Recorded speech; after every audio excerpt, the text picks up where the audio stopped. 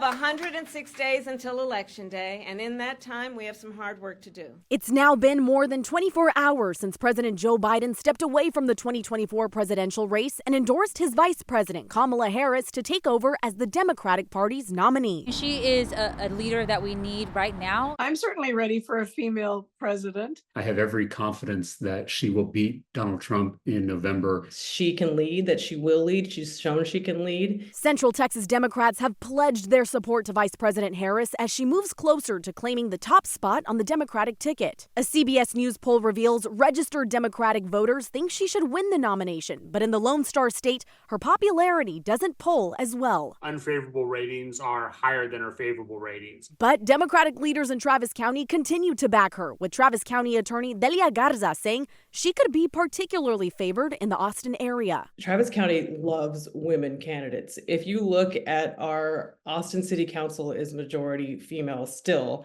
Our commissioner's court is majority females. Our Travis County sheriff is a woman. District 2 City Councilwoman Vanessa Fuentes says her constituents prioritize reproductive health care rights, something for which Harris has long been an advocate. She's been strong on women's freedoms and making sure that women are able to make the best decisions for our own bodies and for our own health. And Austin area State Representative James Tellerico says she's been the most aligned for his party to claim the highest position in American politics. It's not really the Republican or Democratic Party on the ballot, it's democracy itself. There is so much at stake in this election for young people: climate change, student debt, jobs, and education. Polling from the Texas Politics Project shows in Texas, Harris polls well with young people and people of color. She hasn't officially won the ticket, but Monday night she secured support from enough delegates to win the party's nomination.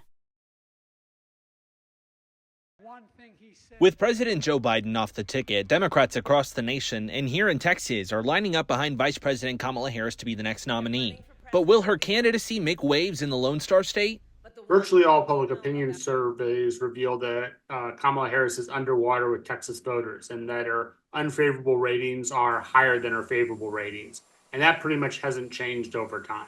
Those numbers hold up across Texas polls. Data this month from the University of Houston show Harris at a net approval rating of minus 14 points in Texas, much lower than former President Donald Trump and even marginally lower than President Biden. The Texas Politics Project says a majority of Texas voters find her unfavorable.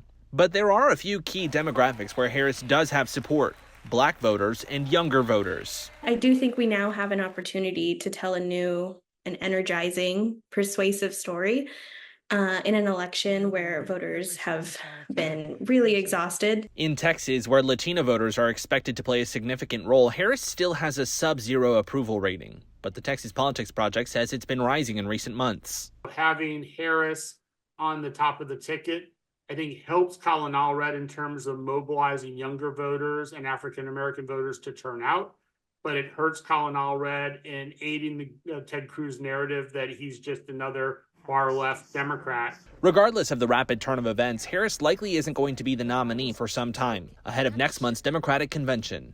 And understand the nexus. Thank you for watching. Please hit the subscribe button and get the latest news by downloading the CBS Austin News app.